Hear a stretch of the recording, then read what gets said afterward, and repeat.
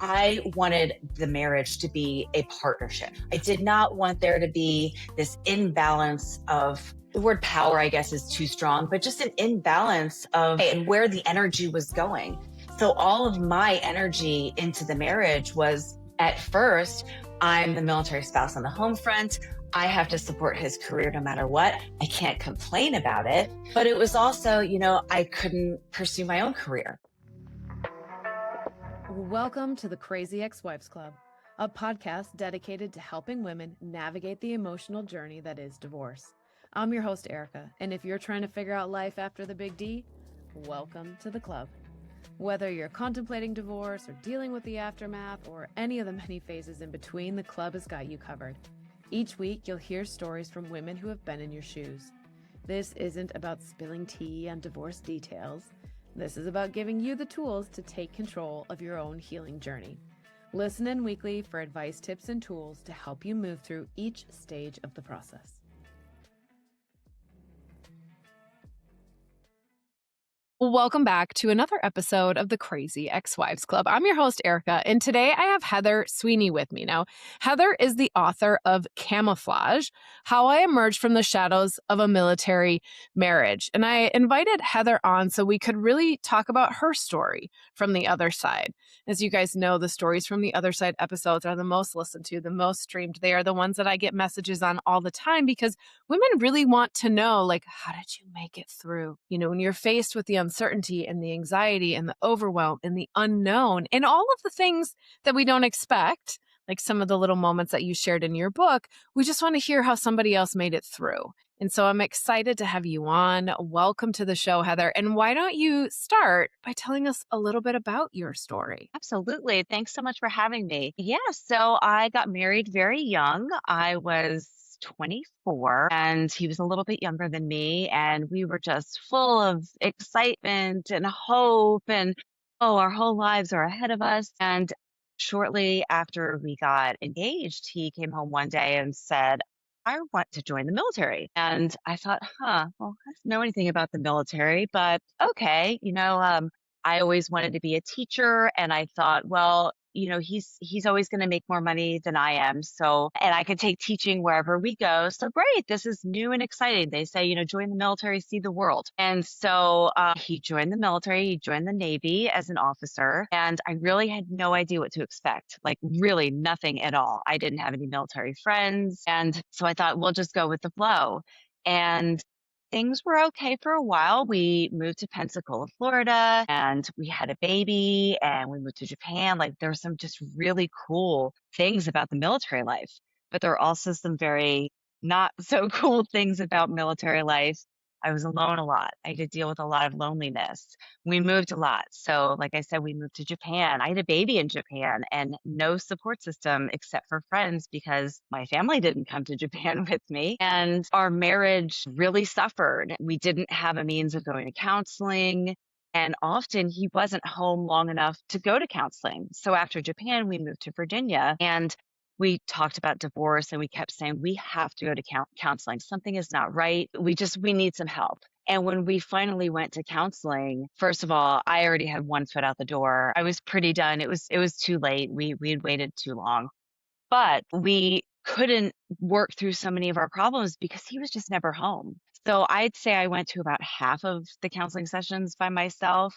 And then even when he was home long enough for us to like work the program we were given, he would leave again. So when you're getting ready for him to go, sometimes he was gone for a week, which isn't a lot. Sometimes it was 6 weeks. Sometimes it was 3 months. Sometimes it was 6 months. And so you don't want to get in a fight when you're prepping for him to leave because you're supposed to be enjoying the time together, having family time with the kids, getting things ready. I had to get powers of attorney. He had to make sure his will was in order, things like that.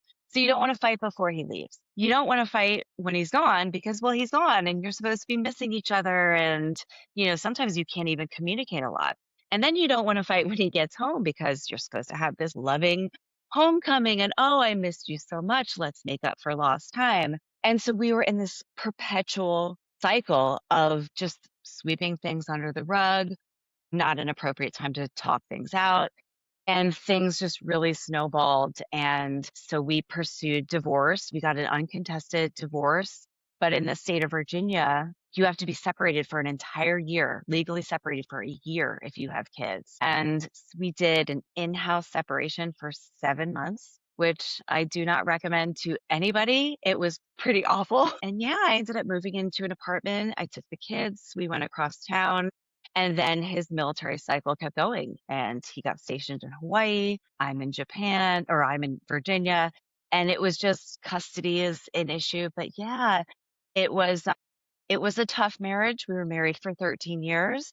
It was a tough divorce, as all divorces are. But I really did learn from military life. I really do feel like everything military life taught me, all of those hardships, actually prepared me for life after a divorce. So, I try to treat it as a lesson learned.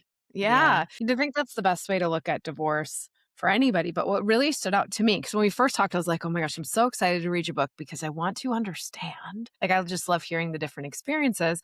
But I was like, ooh, what is this going to be about, right? Like divorce in the military world and understanding how it was impacting it. And what stood out to me the most was the challenges that you shared hit upon themes that I see in divorces all over the place. So it was so interesting for me, like eye-opening. Like I'd read your stories, I'd be like, oh, that's this theme, and oh, that's this theme, right? Because the reality is a relationship doesn't fail typically because of one big fight, right? Even in mine with infidelity, it wasn't like all of a sudden one day I'm going to go cheat. It was little thing, little thing, little thing, the building, the overwhelm, the resentment, the journey along the way where we grew apart. And those were some of the really big themes that I was hoping we could dive into today, because I think that they're so powerful to help other women unravel some of the shame, the blame. You talked about that too, like oh, it must be something wrong with me.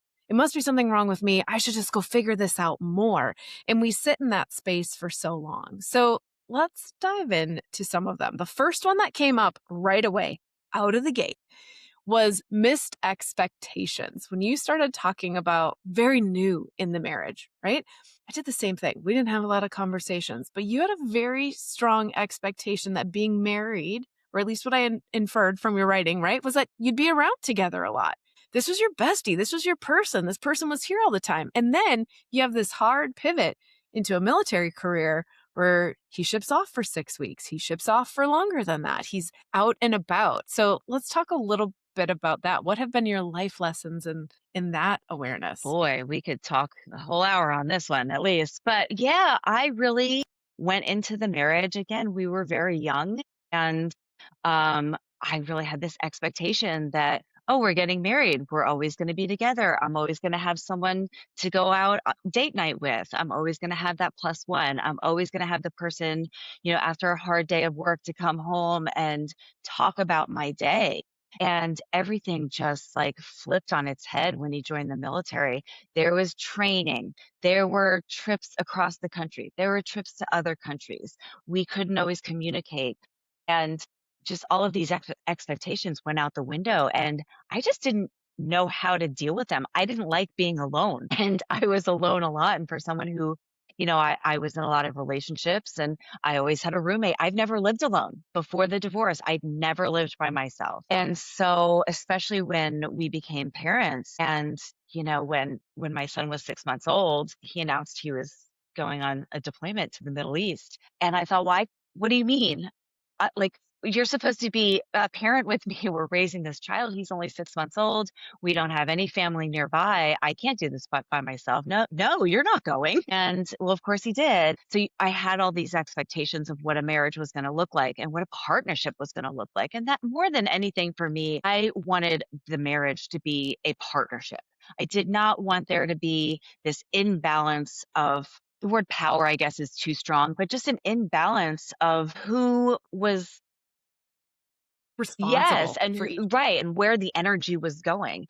So all of my energy into the marriage was, at first, I'm the military spouse on the home front. I have to support his career no matter what. I can't complain about it. But it was also, I couldn't pursue my own career, because how am I supposed to do that when we're moving to Japan? And when, I need childcare. Obviously, we've got children. I need childcare. Can't get childcare. And so all of the energy was kind of going into him and his needs and his wants. And I was feeling very little in return. I felt like I was putting way more into the marriage than he was. Yeah. And I had a similar like mixed expectations. I just grew up thinking that, oh, well, when you found your person, then you guys just wanted the same thing. So we want the same number of kids and we want to do the same thing on holidays and how we get, put the Christmas tree together and like what I didn't realize that those are all conversations. And that's a big learning as you move on to relationships after that, that it's like, well, what does that mean to you? What does it look like to be in relationship? What do holidays look like? And we continue even right now. So we're 4 years into my relationship with 4 children, his 3, my 1. Okay. This is big blended. This holiday, we still had some fine tuning. I'm like, okay, well, what are we doing? What's important to me? What's important to you? And that kind of leads us directly what you said into the next theme that I see happen all the time too. And that is that over functioning and almost like an unspoken contract. I'm doing all these things for you. I have to drop everything. You had stories, I was out shopping and I had to drop everything because he got orders that he needed to be, I don't know if it's a plane, a train, an automobile, but whatever The it was, ship. 3 hours later. Yeah, he had to be on the ship. And so you had to drop everything and come home and help him in this chaos of mad scramble to get things ready. And so I think we all are very guilty of that as well. We lose ourselves. We overextend. I still do it. I overextend. And then what happens? Now my energy is low. I'm feeling run down. I'm feeling depleted. That's bad boundaries, you guys. I can't take care of myself. And then I get resentful because I'm like, you're not doing it. You're not doing it for me. Like I need help now. Where are you? And so that theme came up a lot too. So tell us a little bit more about that one. Absolutely. Really, the word resentment really was in the back of my mind for many, many years before I actually verbalized it. And I will say our communication was garbage from the get go. And maybe it was because we were so young. But yeah, I was exhausted all of the time. And I felt like the role that I was playing was very, very important as a military spouse. And like he's doing this really, patriotic job of being of service to our country. The least I could do is keep the home front running. I'm going to do everything for the kids. I'm going to do everything that needs to be done. If the toilet overflows, I'm going to fix it. And there was also, when he was gone, especially when he was in the Middle East and on, possibly dangerous deployment, who am I to tell him the one time a week I can talk to him? Oh yeah, our son has another ear infection. Oh, the dog got into the trash again. The car, I need to get the oil change, but I don't have time because I've got to go to work. Things like that, where I can't complain about those things when he's, doing what he's doing to serve our country. And so I did internalize a lot of that. I took it all on. I didn't complain about it. I didn't even talk to a lot of my military spouse friends about it because they didn't really complain about it. And so it was very draining. And then when things started happening with our marriage, the first time he told me he wanted a divorce, in a way, I was like, wait a minute. Shouldn't I be the one who wants a divorce? I'm doing all of this work at home where I'm not getting my needs met. And it kind of blindsided me, but kind of didn't, because when he told me he was unhappy, I realized I was extremely unhappy as well. But there was a lot of resentment, and I didn't know what to do with that because, who am I to say, you need to do more for me when you're traveling constantly and you're never. I mean, there were times where he would come home from a trip and we'd have just enough time for me to do his laundry, iron his uniforms, and then a week later, well, let's pack back up again because you're going. And so, yeah, there was a lot of resentment. There was a lot of me feeling like I'd gotten the short end of the stick, which kind of stunk because I'm like, well, am I high maintenance? I don't think I'm high maintenance, but maybe I am. But yeah, it was a tough transition for me, and it just got worse as the years went on. It's tough. Well, and that's where that resentment, right? We can all logically be like, well, he's the one working, right? He's the one out with a job. He has a very high stress, right? We can logically make all of those statements, but it doesn't stop the resentment because that comes from an emotional place. But I think that was another one of my big lessons from divorce is that I had to stop overextending for a multitude of reasons because I thought it was expected of me, because I thought people would like me if I did all these extra things. And I got really clear and I was like, why are you doing this thing? You have a choice, Erica. Why are you choosing to bring, like I was working out, I was doing some personal training. The trainer really loved small breweries. And so I brought my favorite brewery over for him and his wife, right? Like brought them a growler and came over. And then I was all like miffed when they didn't reciprocate. And so I had to sit there and think. And I was like, well, why did you do it? Did you do it to make sure that they liked you? Did you do it to make sure that you were, quote unquote, the best, the coolest, whatever? And that was a really awakening for me post divorce because similar to you, I had all these expectations I put on myself. I needed to manage all this stuff and I needed to show up a certain way. And then I got really resentful when he didn't notice or he didn't help out. And that's a continued conversation in today's relationship, like, hey, I'm really like tapped out right now. I'm freaking out about these three things. I need you to tell me if I should be freaking out about those things or am I creating stories that don't need to happen right now? Yeah, it's so tough. And it's interesting. One of we went on a marriage retreat, which was put on by an organization run by the Navy. And they talked about the book, The Five Love Languages. And I had never heard of it. I didn't know what the love languages were, but we kind of did this quiz where he would go over to the other side of the table and list off his five. And then I would, go over here and list my five. And then I would list the five I thought in the order that he was. And then when we flipped over our notes and compared notes, like they were completely different. And not only were we completely different, my love language is acts of service. So kind of like what you were saying, like, dude, if you just wash the dishes after dinner, like I will be a different person. Please give the kids a bath. Give me 5 minutes to myself and I will be, great. We'll have a great conversation tonight. But yeah, it really kind of hit me that it wasn't just that we had different love languages, that we weren't giving each other the love in the way that like I wasn't giving him what he wanted. He wasn't giving me what I wanted. And we never really fixed that. Even we tried to at the beginning, we fixed it a little bit. We worked on that in therapy. But again, with the resentment, and then I started thinking, well, if my love language is acts of service and I would like for him to do certain things for me, but he's not home a lot of the times to do those things, like I have no right to be resentful. So I did, again, taking the blame. There was blame, there was shame. I really think that part of the reason I was in the marriage as long as I was is because I kept thinking, well, it's on me to fix this. He's busy, he's doing his thing.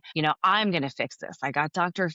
Like relationship rescue workbook and I did it all myself. And so, yeah, it's really tough when you internalize these things and then come to find out, well, it takes two to get married. It takes two to get divorced. It takes two people to work on the relationship.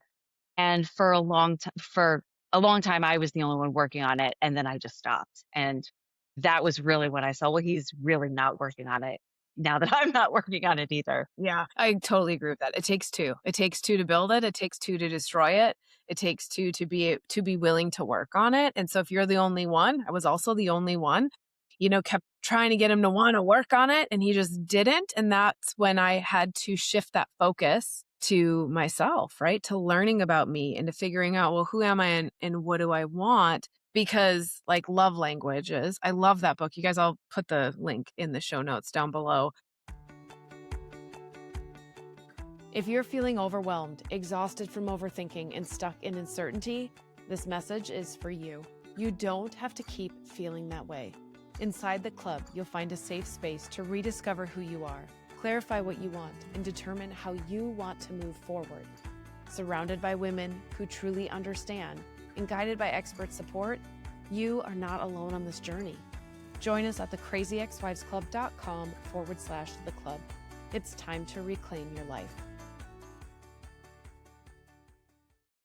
But it was very eye-opening because I am acts of service and quality time. Well, those two are kind of they're similar but different than my current partner, who very much is words of affirmation. My least favorite one. God, that one is hard for me. So hard. And physical touch, right?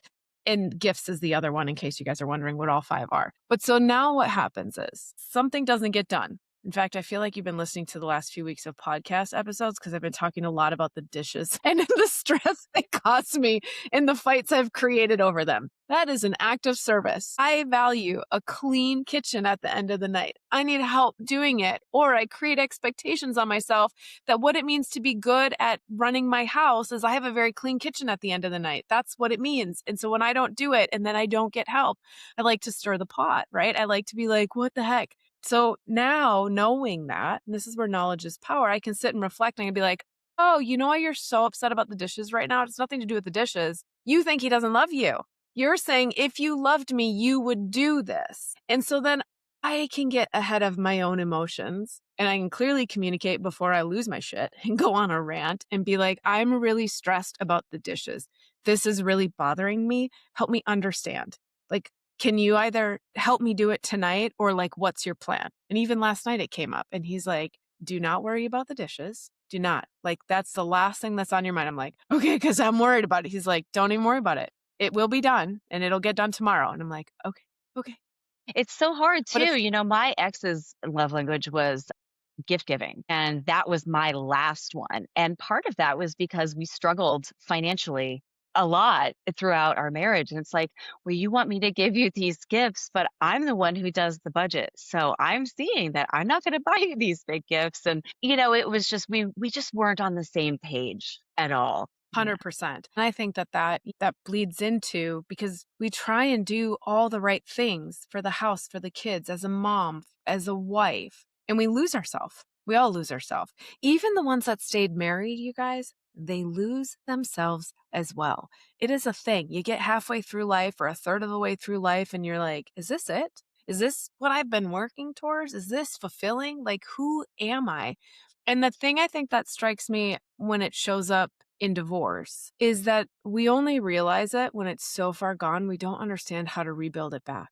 And I heard that theme throughout your entire book. You talked about even the artwork in the house was all his style, and he redid the bathroom in his style. And you'd gone to school, you got your master's, right? Because I think that, yeah. So you were doing, but you weren't able to start your career, right?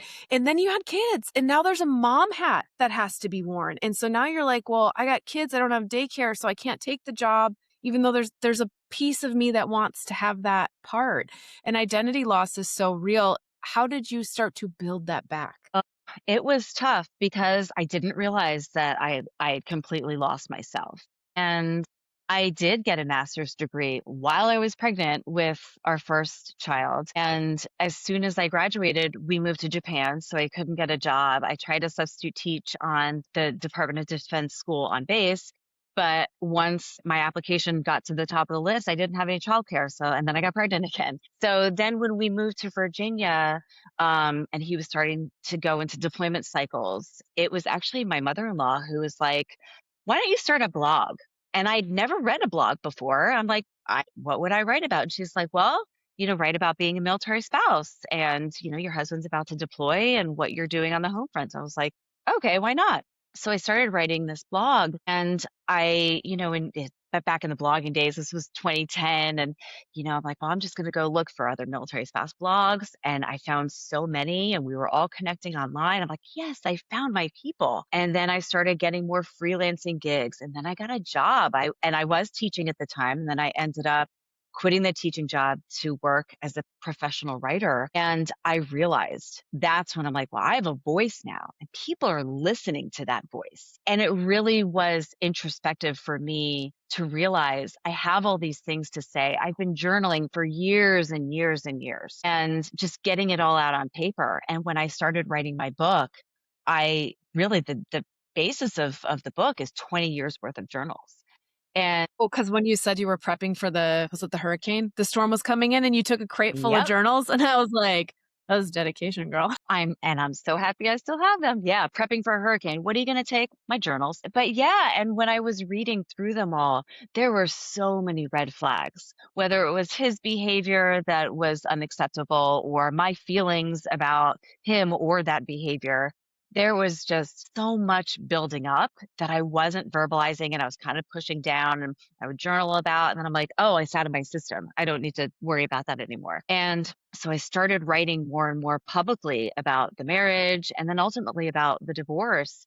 And I realized like, this is like, okay, this is who I am. This is the like me finding myself, my personality.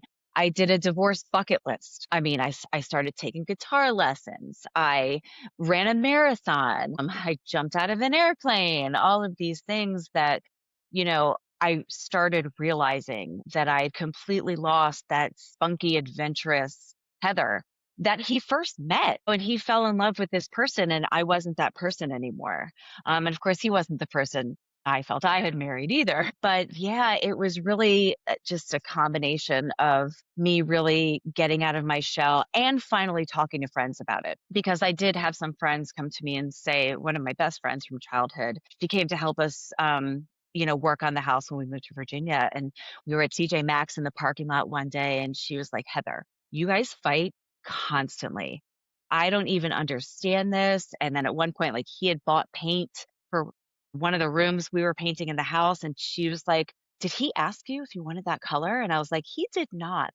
And she's like, do you like that color? I'm like, I do not. But he was Yeah. painting it anyway. And so it was very much once I started kind of other people started pointing things out to me in that way. And then I started really saying, well, you're right. He didn't ask my opinion on this. It's a pretty big deal. This is our new house. I don't want to paint it dark blue. I want something else. So yeah, it's tough. Yeah. And it all goes back again to that communication and expectations. I will confess, I totally did that paint thing to my ex-husband. Dude, I didn't make it dark blue though, but we had to paint the basement and it was going to be my job to paint it. And I hate picking out paint colors, you guys. It stresses me out. It's so dumb. So if it's bad, buy a new color, but I cannot. And so I picked something more neutral and he wanted something bolder. And I was like, well, since you're not doing it, there you go. So yeah, no, I too have been guilty of overruling. And you know what? Here's the interesting part. That's one of the things he cited in our divorce. He's like, you stopped listening. You stopped asking me what mattered to me and you just did it your own way. And the moment you just did it your own way, he's like, why was I even here? Like there was nothing left together. And I think that it just happens. You guys, in your situation too, all of the extra moving, the time away, right? In the one message that I want to reflect on, and I kind of was like, how do we bring this up? Because here's the truth, ripping the Band-Aid off. We make choices that got us into exactly where we're at, and we don't know how hard they're going to be when we do it. And that's where we talk about like one person's red flag might be your yellow flag. Like, hey, I can live with that condition. But we have to get really clear on it was a choice we made, not intentionally. It's not our fault we all got lost, right? It's not our fault. I remember, speaking of blog posts, I don't even know where it is. Maybe it's in one of my bins of journals somewhere. But I wrote a weird random blog post when I had a young child about how someday I'd wear sexy underwear again, And I related it to the fact that I was cleaning out my dresser and I found all the lingerie I had when we were first married. And I go, I don't wear that shit anymore. I got a toddler and stuff's uncomfortable. And what, and I just remember writing this thing about, God, I know I'll find my way back, but today's not that day. And it's those gaps, right? Where we lose who we were. You lost your spunky self. I lost my sassy self. We get buried in the responsibility of being a parent and a wife and what we think it means to be a good partner. And shit happens. And if you don't catch it fast enough, there's too much to be able to repair. Absolutely. And I did find myself in that cycle as well of saying things will be better when, we're going to be better when he is back from deployment. We're going to be better when we're settled in Japan. We're going to be okay when he gets over his jet lag. We're going to be okay, when the kids are older and more independent. Yeah. And one other piece that came up towards the end, because I want to make sure we have some time to talk about like what your advice is for other women sitting in the same, right? We can see the themes, but there were two things that came up in that last chapter that I think are so valid and need to be acknowledged. And one was the grief, even though you knew you were ready. Because you guys had 9 conversations about divorce? It came up 9 times, 7 times, a lot of times. I don't remember the full, but in the book, you're like, okay, and the 6th time and the 7th time, right? Like you guys had danced around it for a long time. And so by the time you were like, yeah, we got to call it, you still grieved. It still hurt. pieces were still intense. And it doesn't mean that your choice was wrong. It just means that we have all of these emotions, these hopes, these wishes of how we thought it was going to turn out. And we need to give them space to breathe as well. Thank you, Heather, so much. Again, you guys, Heather's book is linked down below in the show notes. You can also read more about our episode on the crazyexwivesclub.com under episodes. If you are finding your way through, you guys, give yourself grace. It's how we end every episode. And what does that really mean? When it gets hard, remind yourself, I've never done this before. And when you make a mistake, say, I didn't like what I did. I'm going to try and do it differently next time. And it looks like saying, you know what, I'm tapped out today. And today I don't have the bandwidth to volunteer at my kid's school or do another outing. You get to say no. You get to consciously rebuild the life that you want to live. And we are here shouting from the rooftops that it does get really good one day when you do the work, when you take the lessons, when you learn and you transform that pain into purpose. But there was always a reason. There was always something bringing you further on your path. Until next week, you guys, take care. And that's it. Another great episode of the Crazy Ex-Wives Club, a podcast for women learning how to heal from their divorce. Tune in next week for more advice and tips to help you figure out life after divorce. And until then, give yourself grace, do the best you can, and know that this is all part of the process.